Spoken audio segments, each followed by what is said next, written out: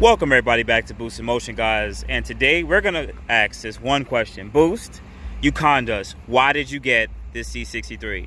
Hit that intro. Welcome everybody back to Boost in Motion, guys. Good morning, good afternoon, and good night. Thank you.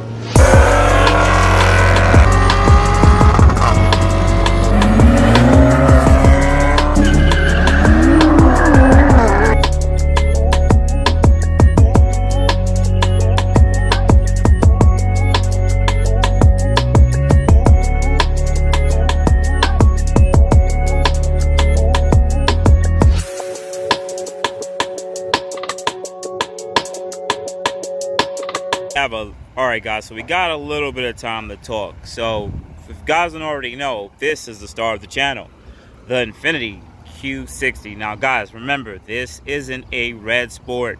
This is a 3.0T sport. I think after 2019 they don't offer the sport anymore, so you get it would only be a red sport, or it'll be a non-sport completely.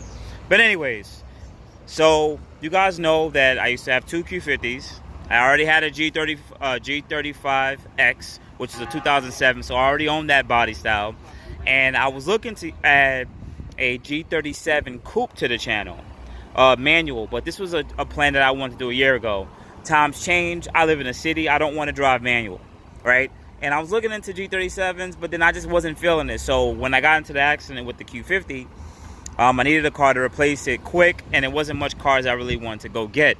So I hopped in a 3.0T Sport Iridium, which I do love the car. I think it's one of the best looking coupes on the market right now. Even though it's a little dated, to me it's one of the best looking coupes, just like the G37. But I've owned this car for about, probably gonna make a video about it, like my 3-month review, but that'll be a separate video. I've had the car for about 3 to 4 months now, and I get anxiety like crazy in the sense of room. If you're a sedan lover, you know what I'm talking about. When you go down to the coupes, it's not as versatile. So I got that. Now, how the hell, or why the hell did I went and get a C63 Mercedes? Boost, you always talking about dig races only. You're not really gonna get a foreign, but I did sit there and tell you guys, if I ever did get a foreign, it's gonna be probably a Mercedes over BMW. I always sat there and said it, but I just never thought I would be making this decision. So you guys are gonna ask me, Boost, so why did you really go and get the C63 over the over any other real cars? To be honest with you guys, I was looking at two cars. For the people who are already watching, like, but Boost, you was gonna get a GTR too. The GTR, I was trying to get a 2012 GTR Black Edition. It pretty much comes with the red and black seats, and a carbon fiber rear trunk lid, and pretty much it's just a specialty version, right? Now, about a year ago, right now it's I think it's April of 2021. A year ago, you know, because of the coronavirus, right? The GTRs were, that year GTR was between about $55,000 to $65,000. Now, a year ago, because of supply and demand, people sitting at home collecting checks and just, you know, doing what they got to do. I'm not mad at them. You know, they got to do what they got to do. People earning more because of the coronavirus, including myself. You know, I've been out here hustling too. They were buying these cars up. So they gained a lot of equity, which is something that I really want to do when it comes to buying a supercar. Don't buy that at its most highest depreciation. Get it after 4 or 5 years of depreciation, so you get the most value for it. And that's exactly what the GTR is doing, and going up in equity. So anybody who's had a GTR in the last year, they can probably sell it for a $5,000 to $10,000 to $20,000 profit. Isn't that dope? But anyways, that's separate. So when I was shopping around, I didn't like the car note. The car note was well over $1,000. The interior of a Nissan GTR, I've had Nissans before, guys. I had 2 Maximas. You know what I'm saying? I've been around the Maxima game, the Nissan game forever. Yes, the GTR is dope. We know that. But I live, look, a city. Where am I going to really get to open up a GTR and really live the lifestyle with it? And, you know, I've been loving, ever since I've left the Nissan to the Infinitis, I like the more luxurious interiors. And the GTR, I just couldn't stand it. It wasn't leaving a good taste in my mouth.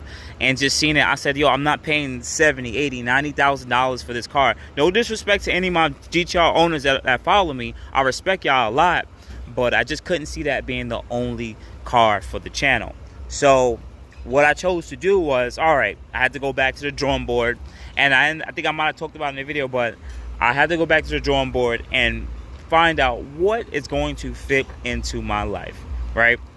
Because knowing that I have the Q60, I'm like, the Q60 is dope. I really enjoy doing it, but you guys want to see me do a bit more with the Q60. I want to do a bit more with the Q60. You know, maybe touch a little bit of E85, maybe air suspension. You never know, but knowing that this is my daily driver, I just don't like modding the daily. Like I'm just so finicky. I just don't like it. If it was a NAV6 is one thing, because of turbos and direct injection, I said, you know what, I'm just not gonna do that. So I scratched the G37 because to me it was just a bit old, and I didn't want to get into two coupes. I scratched the GTR, even though I really thought it would be great for the channel. It would just cost too much with the car note from this car. It's just too much money, and I don't know if you guys are gonna watch those videos. And even if you guys watch those videos, it's not like the income from the channel is so much that I can have a GTR and a Q60. So what I chose to do from there, I went and I test drive this girl. Now, my BMW guys, you watch me right now, I'm being straight up with y'all. Some of my friends, they got M4s, M5s, X4Ms. They know who I'm talking about. And those cars just were not making me stiffy. You know, they weren't making me stiffy. I always wanted to get in the Mercedes. I always loved the V8s. And I sat there and said to myself, I can get this because I have that. And let me explain you why I'm saying that, sitting there saying this. Because this is all-wheel drive. It does all the stuff I needed to do as an all-wheel drive monster. This is rear-wheel drive. And if you guys remember, I sit there and said it, I want to learn how to get into a rear-wheel drive car and learn how to drive that and have more of a different driving dynamics. And BMWs just weren't doing it to me. So you guys can sit there and say, but you could have just got a rear-wheel drive M4. Everyone in New York City has an M4. You could have just got a rear-wheel drive M3. Well, they only come rear-wheel drive for that specific year, but yeah, and I could have. But I said no. Everybody has it. I don't think it's really as exclusive as it is. I mean, I respect the team. The Infiniti team is pretty dope and pretty deep, and that's why I love about the Infiniti gang. We all brothers and stuff. And the same thing for the Beamer boys. They doing their thing. But I sat there and said, you know what? Let me go test drive this car. And I test drove it, and I instantly fell in love. My first V8, my first rear-wheel drive car, my first German car, you know, from over the pond or whatever, you know what I'm saying, my first V8 twin turbo car, and my first Imperial car, in the sense of it's an C63 or an M5 or RS car. So I said, I'm checking off so much boxes, and then it also has 4 doors, and I love 4 doors, and I'm so happy that I hopped into another 4-door car. I'm telling you guys, I freaking love it. And also my first white car. I've always been kind of against white cars, but I did it.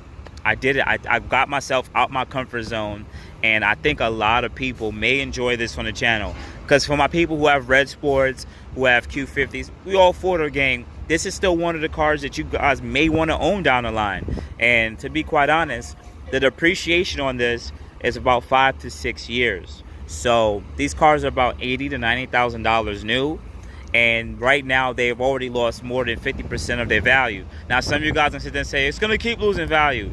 Not really. Even though they're coming out with a new gen, not really. Because the gen before this one and gen before that one are still up in price in the 20s and the 30s. So you're not going to see these cars really touch the 20s yet. Probably for another 2 to 3 years. Maybe even less than, maybe more than that. Because there's so much, people are keeping the values up. As long as there's a community of people who are purchasing these cars, they're going to hold value.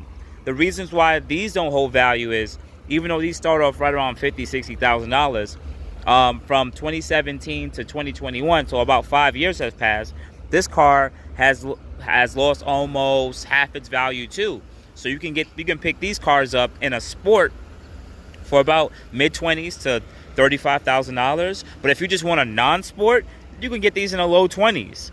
So I don't know what's going to happen specifically for this model in the next 2-3 years, but I have a strange feeling that you're going to see some of these cars touching the high teens in the next 3 years. It's going to be weird. I don't know what's going to happen. But what I got to sit there and say is this. For any 18-year-old that's watching right now, or any young guys, you guys, whenever you watch this, you guys are going to get to pick from some of the nicest up-to-date cars ever. Because 10, 15 years ago, we didn't have cars like this we can go purchase with 50% off. We didn't have these cars. You guys are going to get to pick some of the best, most amazing cars ever. So otherwise than that, guys, it's a short video. I want to say thank you so much. Always hit the like, subscribe button with the bell notification, and add me at boostinmotion on IG, Facebook, and boostinmotion@gmail.com. Thank you, guys. I appreciate it. You have a good day. Thank you, everybody, for watching. Do appreciate you guys. Love you guys very much. You can also check out the 2 links I posted for some of my other videos. Also, on top of that, if you want to purchase some Boost in Motion merch, definitely check the link that I posted also. And finally, if you've been watching all my videos and you enjoy them, please hit the link to subscribe to my YouTube channel. Thank you.